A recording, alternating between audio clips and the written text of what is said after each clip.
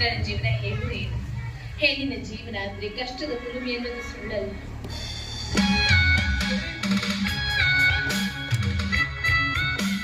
ನೀವು ಇದೇ ಊರಿನಲ್ಲಿ ಗೌರ್ಮೆಂಟ್ ಆಸ್ಪತ್ರೆಯಲ್ಲಿ ನರ್ಸ್ ಆಗಿದ್ದೀರಿ ಅಂದ್ರೆ? ಹೌದು. ಯಾಕೆ ನಿಮ್ಮ ಹುಷಾರಿಲ್ವಾ? ಹಾಗೇನಿಲ್ಲ. ಈ ಊರಿಗೆ ಬಂದ ತಕ್ಷಣ ನನಗೆ ಹುಷಾರಿರ್ಲಿಲ್ಲ. ನಿಮ್ಮ ಕೈಯಿಂದ ಇಂಜೆಕ್ಷನ್ ಪಡೆದಿದ್ದೆ, ಅದನ್ನ ನೀವು ಮರ್ತಿದ್ದೀರಿ ಅಂತ ಕಾಣುತ್ತೆ. ನಾನು ಸಾಕಷ್ಟು ಜನರಿಗೆ ಇಂಜೆಕ್ಷನ್ ಚುಚ್ಚಿದ್ದೇನೆ. ನಾನು ಯಾರನ್ನು ಜ್ಞಾಪಕದಲ್ಲಿ ಇಟ್ಕೊಂಡಿಲ್ಲ. ಆದ್ರೆ ನನ್ನ ಕೈಯಿಂದ ಇಂಜೆಕ್ಷನ್ ಚುಚ್ಚಿಸ್ಕೊಂಡವ್ರು ಮಾತ್ರ ನನ್ನ ಚೆನ್ನಾಗಿ ಜ್ಞಾಪಕದಲ್ಲಿ ಇಟ್ಕೊಂಡಿರ್ತಾರೆ. ಅದೆಷ್ಟು ಉಚ್ಚರಗೊಳಿಸಿದ್ರು ಗುಣವಾಗದ ರೋಗಗಳು ನಾನು ಇಂಜೆಕ್ಷನ್ ಕೊಟ್ಟ ತಕ್ಷಣವೇ ಗುಣವಾಗಿಬಿಟ್ಟಿದೆ. ಹೋಗ್ಲಿ ಬಿಡಿ, ಕೈಯಲ್ಲಿ ಸುಟ್ಕೇಸ್ ಹಿಡಿದಿದ್ರಲ್ಲ, ಟೂರಿಗೆ ಹೊರಟಿದ್ರ? ಇಲ್ಲ, ನಮ್ಮಣ್ಣ ಮನೆ ಬಿಟ್ಟು ಹೊರಗೆ ಹಾಕಿದ್ದಾನೆ. ಬಾಡಿಗೆ ಮನೆ ನೋಡಲು ಹೊರಟಿದ್ದೆ. ಎಂತ ದಯಶೂನ್ಯರು ಅವರು. ನಿಮ್ಮಂತ ಅಣ್ಣಂದಿರು ಸಿಗ್ಬೇಕಾದ್ರೆ ಬಹುಜನ್ಮಗಳ ಪುಣ್ಯ ಇರಬೇಕು. ಹೋಗ್ಲಿ ಬಿಡಿ, ನಿಮ್ಗೆ ತಂದೆ ತಾಯಿ ಪತಿ ಯಾರು ಇರ್ಬೇಕು? ಹಾಗಿದ್ರೆ ಇನ್ನೂ ಅನುಕೂಲ. ಯಾರಿಗೆ? ಏನಿಲ್ಲ, ಈ ಹೂ ಮಾಲೆಗಳನ್ನ ತೆಗೆದುಕೊಳ್ಳಿ. ನನ್ ಮೇಲೆ ಇಷ್ಟೆಲ್ಲ ಕನಿಕರ ತೋರಿಸ್ತಾ ಇದ್ದೀನಲ್ಲ. ನನಗೆ ಹುಷಾರಿಲ್ಲ ಅಂದಾಗ ನನಗೆ ಉಪಚಾರ ಮಾಡಿದ್ರಲ್ಲ, ಆ ಉಪಕಾರಕ್ಕಾಗಿ ಕೃತಜ್ಞತೆ ದ್ಯೋತಕವಾಗಿ ಈ ಹೂ ಮಾಲೆಗಳನ್ನ ನಿಮ್ಗೆ ಕೊಡಬೇಕು ಅಂತ ತೆಗೆದುಕೊಂಡೆ. ಹಾಗಾದ್ರೆ ನಿಮ್ ಕೈಯಾರೆ ನನ್ನ ಗುಡಿಯಲ್ಲಿ ಬಿಡಿಸ್ಬೇಕೆನ್ನೋ ಆಸೆ ಇರಲಿಲ್ಲ. ನಿಜಕ್ಕೂ ನಿಜ, 99% ಕರೆಕ್ಟ್ ನಿಮ್ಮ ತರ್ಕ. ನೀವು ಒಪ್ಪಿಗೆ ಕೊಟ್ರೆ ಈ ಹೂ ಮಾಲೆಗಳನ್ನ ನಿಮ್ಮ ಜಡೆಗೆ ಮುಡಿಸೋದು ಅಷ್ಟೇ ಅಲ್ಲ, ನನ್ನ ಹೃದಯದ ಆಸರೆ ಪಡೆದು ನಿಮ್ಮ ಬೇಸರವನ್ನೆಲ್ಲ ಕಳ್ಕೊಳ್ತಾರೆ. ಏನಂದ್ರೆ ಮರ್ಯಾದೆ ಬೇಕಿರೋದಾದರೆ ಸುಮ್ಮನೆಯಿಂದ ಹೊರಟು ಹೋಗು. ನಿಮ್ಮಂತಹ ದುರುಳರ ಕೈಯಿಂದ ಕೊರಳು ಕೊಯಿಸಿಕೊಳ್ಳೋ ತರುಣಿ ನಾನೆಲ್ಲ. ಗೊತ್ತಿದೆ ಅಂದ್ರೆ ನಿಮ್ಮಂತವರ ಯೋಗ್ಯತೆ. ಮದುವೆಗೆ ಮುಂಚೆನೆ ತಾಯಿಯಾಗಿ ನಾಲ್ಕಾರು ಅಪೂರ್ಣ ಶಿಶುಗಳನ್ನ ಹೆತ್ತು ಮದುವೆ ನಂತರ ಮುತ್ತ ಇದೆ ಅಂತ ನಾಮಕ್ಕಿಂತ ಹಾಕಿಸಿಕೊಳ್ಳುವುದು ನಿಮ್ಮಂತ ಹೆಣ್ಣುಗಳಿಗಿದೇನು ಹೊಸದಲ್ಲ. ಕಂಡ ಹೆಣ್ಣುಗಳಿಗೆಲ್ಲ ನೀತಿಗೆ ಅಂತ ಹೇಳಿದ್ರೆ ನಿನ್ನ ಹಲಕಿತ್ತು ಕೈಯಲ್ಲಿ ಕೊಟ್ಟೇನು. ಹೀಗೆ ಯಾರಾದ್ರೂ ಮುಂದೆ ಮಾತಾಡಿದ್ರೆ ನಿನ್ನ ಬೇವಿನ ತಪ್ಪಲದಲ್ಲಿ ಮೆರವಣಿಗೆ ಹೊರಡುತ್ತೇನೆ. ಯಾರು ನೀನು? ನಿನ್ನ ಮೇಲೆ ಪೊಲೀಸ್ ಕಂಪ್ಲೇಂಟ್ ಕೊಡ್ತೀನಿ. ದಯವಿಟ್ಟು ತಪ್ಪು ತಿಳ್ಕೋಬೇಕು. ಕಾಮ ವಾಸನಾಸಕ್ತರಾಗಿಂತ ಅವ್ಯವಹಾರಕ್ಕೆ ಕೈ ಹಾಕಿದವನಲ್ಲ. ನೀವು ಒಪ್ಪಿಗೆ ಕೊಟ್ರೆ ಗುರು ಹಿರಿಯರ ಸಮಕ್ಷಮದಲ್ಲಿ ನಿಮ್ಮ ಕೊರಳಿಗೆ ಮಾಂಗಲ್ಯ ಕಟ್ಟಲು ಬಯಸಿದೆ ವಿನ ಯಾವ ಕೆಟ್ಟ ವಿಚಾರ. ಮದುವೆ ಮಾಡ್ಕೊಳ್ಬೇಕಿನ್ನು ಆಸೆನಾ? ಹಾಗಾದ್ರೆ ಯಾವುದಾದ್ರೂ ಕನ್ಯೆ ನೋಡಿ ಮದುವೆ ಮಾಡ್ಕೊಳ್ಳಿ. ಒಬ್ಬರಿಗೆ ಪತ್ನಿ ಆದವಳನ್ನ ಮದುವೆ ಮಾಡ್ಕೊಳ್ಳೋ ಎಂತ ಮಾಡಬೇಡಿ. ಹಾಗಿದ್ರೆ ತಾವು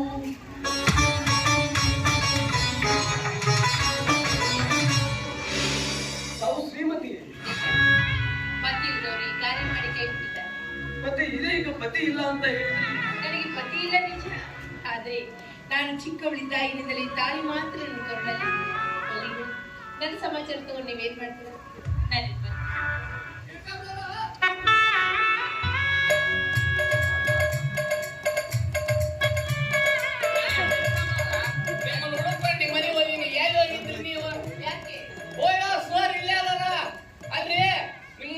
ಗಂಡನ ಮನೆಯವ್ರು ಬಂದಾರ್ರಿ. ನಿಮ್ಗೆ ಯಾವಾಗ ಕರ್ಕೊಂಡ್ರಿ? ನಿಮ್ ಮೈದನ್ ಹೇಗೆ ಇವ್ರ ಅಲ್ಲನ್ರಿ? ನಿಮ್ ಮೈದ ಅಲ್ರಿ ಸರ, ನಿಮ್ಗೆ ಸ್ವಲ್ಪ ತಿಳಿದ್ರಿ. ಆ ಹೆಣ್ಮಗಳು ನಡುದಾರೆ ಬಿಟ್ಟು ಬಂದ್ಬಿಡುದ. ನನಗೆ ಹುಡುಗಾರ ಕುಂತೀನಿ ಹೆಚ್ಚಿಕೊಂಡ್ಬಾರ. ಎಲ್ಲಾರಿಗೂ ಕೂತಿ ನೀವ್ ಹೇಳ್ತೀರಿ, ನಮ್ ಕಡೆಯಿಂದ ಬುದ್ಧಿ ಹೇಳಿಸ್ಕೊತೀರಲ್ರಿ. ಬಂದಾರ್ರಿ, ಎಲ್ಲಾರನ್ನ ಹಿಡಿದು ಒಂದಾಗೈತಿ, ಹೆಣ್ಮಗಳು ಹಿಡಿದು ಒಂದಾಗೈತಿ. ಇಡೀ ಊರ ಮುಸ್ಮಾನ್ ಮೇಲನ ಹೂವ ಬಾಬಾ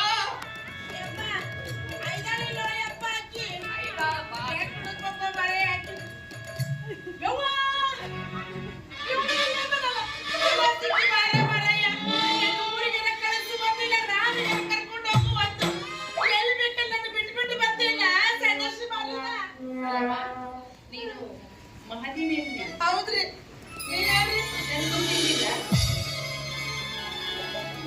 ನೀವು ಗಿಂಚಕ್ಕಲ್ಲ ಗಿಂಚಕ್ಕ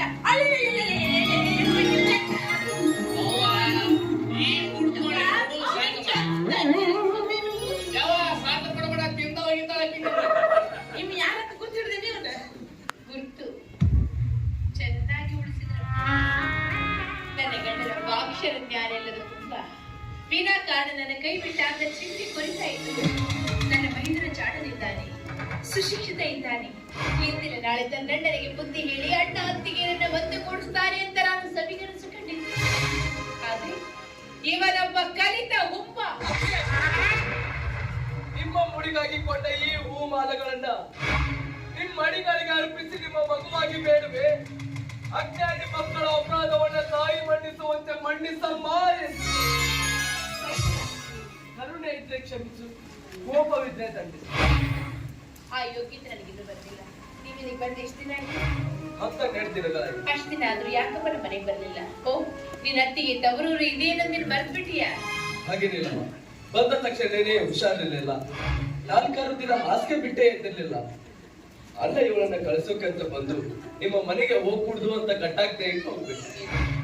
ಅವರು ಇಲ್ಲಿಗೆ ಬಂದಿದ್ರ? ಅಲ್ಲಪ್ಪ, ಮಕ್ಕಳಿಗೆ ವಿದ್ಯಾ ನೀಡೋ ಗುರುಸ್ಥಾನ ನಿಂತು ನೀವೇ ಈ ರೀತಿ ಕಾಡ್ದಾರಿ ತೊಳೆದ್ಬಿಟ್ರೆ ನಿಮ್ಮನ್ನ ಸಂಪನ್ನರು ಅಂತ ನಂಬ್ಕೊಂಡಿರುವ ನಮ್ಮ ಸಮಾಜದ ಗತಿ ಏನು? ಮನೆತನದ ಮಾತೆ ಏನು? ಇಂಥವರೊಬ್ಬನ ವೈದ್ಯರಲ್ಲಿದ್ದಾರೆ ಅಂತ 4 ಜನರಲ್ಲಿ ನಾನು ಹೆಮ್ಮೆ ಬಿಡಲಿ. ನೀವು ಯಾರ್ದೋ ಮನೆ ಹೆಣ್ಣೆಂದು ತಿಳಿದು ನನ್ನ ಮನಸ್ಸನ್ನು ಎಷ್ಟು ದೂರ ಹರಿಬಿಟ್ಟೆ ವಿನಃ ನಿಜಕ್ಕೂ ನೀವು ತಿಳಿದುಕೊಂಡಷ್ಟು ಕೆಟ್ಟವನು ನಾನಲ್ಲ. ಅದಕ್ಕೆ ಕಂಡ ಹೆಣ್ಣುಗಳ ಮುಂದೆ ನಿಮ್ಮ ಪ್ರೇಮ ಪ್ರದರ್ಶನ ನಡೆಸಿದ್ದೀರಾ? ಇವ್ರೇನ ಕತ್ತ ಹಾಕ್ಯಾರ ಇಲ್ಲಿ. ಹೌದೇನೋ ಮಾರಾಯ, ಚಲೋ ಮಾಡ್ತಿ ಬಿಡು, ಪ್ಯಾಟೆಗೆ ಸೇರ್ಕೊಂಡು ಎಲ್ಲಿಟ್ಟಿ ಬುದ್ಧಿ? ಇಂಥ ಕಾಡೆ ನಿನ್ ಜೊತೆ ನಾನು ಅದೇ ಜೀವನ ಸಾಗಿಸ್ಬೇಕು. ಇನ್ನು ವಿದ್ಯಾವತಿಯನ್ನ ಕೈ ಹಿಡಿದ ನನ್ನ ಸ್ನೇಹಿತರಲ್ಲ, ಅದೆಷ್ಟು ಮರ್ಯಾದೆ ಕೊಡ್ತಾ ಇರ್ಬೇಕು ನೀವೇ ವಿಚಾರ ಮಾಡಿ. ನೀನ್ ಹೇಳೋದ್ ನಿಜ. ಆದ್ರೆ ನಿಮ್ಮ ಅಣ್ಣ ಯಾವ ದೊಡ್ಡ ಗ್ರಾಜು? ವಿದ್ಯಾವಂತರನ್ನ ಕೈ ಹಿಡಿದ ನನ್ನ ಗೆಳತಿಯರೆಲ್ಲ ನನ್ನನ್ನು ಕಂಡು ಅದೆಷ್ಟು ಅಪಹಾಸ್ಯ ಮಾಡ್ಬೋದು. ಆದ್ರೂ ಅವರ ಪಾದ ಸಾಕ್ಷಿಯಾಗಿ ನಾನು ಬಾಳು ಸಾಗಿಸ್ತೇನೆ, ಕರೆದುಕೊಂಡು ಹೋಗಿ ಮನೆ ತುಂಬಿಸ್ಕೊಳ್ಳಿ ಅಂತ ಅವ್ರಿಗೆ ಎಷ್ಟು ಸಲ ಪತ್ರ ಬರ್ತೀನಿ. ವಿಚಾರ ಮಾಡಿ. ಆದ್ರೆ ಹೆಣ್ಣಿಗಿರೋಷ್ಟು ತಾಳ್ಮೆ ಮನೋನಿಗ್ರಹ ಗಂಡಿಗಿರೋದಿಲ್ಲ. ಹೋಗ್ಲಿ ಬಿಡಪ್ಪ, ನನ್ನೊಂದು ಮಾತು ನೆನೆಸ್ಕೊಡ್ತೀಯ? ಅದೇ ಹೇಳಮ್ಮ. ಇನ್ನೆಂದು ಯಾವ ಹೆಣ್ಣರು ಪೀಡಿಸೋದಿಲ್ಲ, ನನ್ನ ಊರಿಗೆ ಮಹಾದೇವಿನ ಕೈ ಬಿಡೋದಿಲ್ಲ, ಅವಳಿಗೆ ವಂಚನೆ ಮಾಡೋದಿಲ್ಲ ಅಂತ ನಾಡಿ ಮಾಡಿ ಹೇಳು. ಆಯ್ತಮ್ಮ, ನಿಮ್ಮ ಮಾತನ್ನ ಚಾಚು ತಪ್ಪದೆ ನಡೆಸ್ಕೊಡ್ತೀನಿ ಅಂತ ನಿಮ್ಮ ಪಾದ ಮುಟ್ಟಿ ಪ್ರಮಾಣ ಮಾಡಿ. ಯಾಕೆ ಎಷ್ಟು ಮೆತ್ತಗೆ ಆಗ್ಯದ ನೀವ? ಕೈಯಾಗರ ಮಿರಾಕಿಲ್ಲ, ಅವ್ವಾರ ಒಂದ್ ಪಾಯ್ಸನ್ ಇಂಜೆಕ್ಷನ್ ಕೊಟ್ಟಾರ ಅದಕ್ಕೆ. ನೋಡ್ತೀನಿ ನಾನು, ಎಂದು ಯಾರಿಗೂ ತಿಳಿಬಾರ್ದವ, ಯಾರಿಗೂ ಕೈ ಮುಗಿಲ್ಲ ಅಂದವ. ಇವತ್ತಿನ ಕೈಯೇ ಮುಗಿತಾನ, ಕಾಲ ಬಿಡ್ತಾನ. ಏನ್ ಇವ್ನ ಹಕ್ಕಿಕತ್ತು ಅಂತ ಅದೊಂದು ಮೋಜಿನ ಕತೆ. ಅದು ನೀನ್ ಕೇಳಬಾರ್ದು, ನಾನು ಅದು ಹೇಳಬಾರ್ದು. ತಿಳಿದು ಇಲ್ಬಿಡು.